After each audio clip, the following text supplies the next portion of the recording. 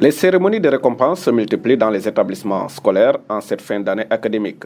À l'école Fara Prera, située à Kantène, 18 élèves ont été honorés pour leurs résultats. Une distinction marquée par une forte présence des filles parmi les lauréats, dans un contexte où la promotion de l'éducation féminine demeure une priorité. Pour l'activité d'aujourd'hui, c'est la remise des prix aux meilleurs élèves de cette année. C'est la journée de l'excellence qui a été organisée par le personnel de l'école. Il doit être 15. Pour ce que moi je viens de voir ici, je pense que c'est le genre féminin qui a dominé.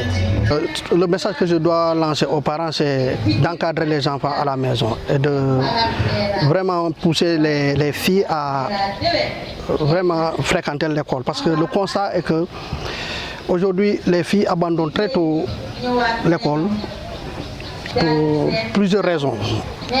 Et nous le savons tous, les raisons sont multiples par rapport à l'abandon de l'école. Il y a la grossesse précoce, il y a le mariage, il y a beaucoup de choses qui font qu'aujourd'hui, beaucoup de filles abandonnent l'école pour se lancer dans différents domaines. À Kantène, les enfants parcouraient autrefois plusieurs kilomètres pour accéder à l'école. Une situation qui compliquait leur scolarisation et pesait sur les familles. L'ouverture de l'école Fara Prera est venue apporter une réponse à cette préoccupation, au grand soulagement des parents d'élèves de la localité. Beaucoup d'élèves, parce que les élèves, comme ils sont ici à Kantène, ils ne quittent pas très tôt pour aller à l'école. Donc jusqu'à 7h30, ils viennent ici parce que ils sont de Kantène.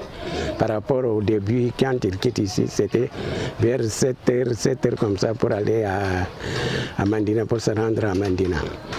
Non pas cela, c'est un peu de distance. Alors les élèves ont peur d'aller à Mandina, marcher d'ici. Et encore quand il y a retour, c'est-à-dire les mardis et jeudis, pour aller à l'après-midi et retourner de Mandina à Kantène et de Kantène à Mandina, vraiment, ça pose problème.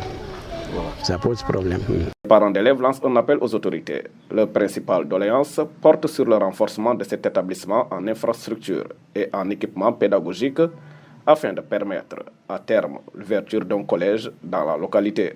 Comme Madame Ndeya avait parlé, c'est le matériel aussi, parce qu'il faut avoir le matériel pour pouvoir enseigner des trucs comme ça.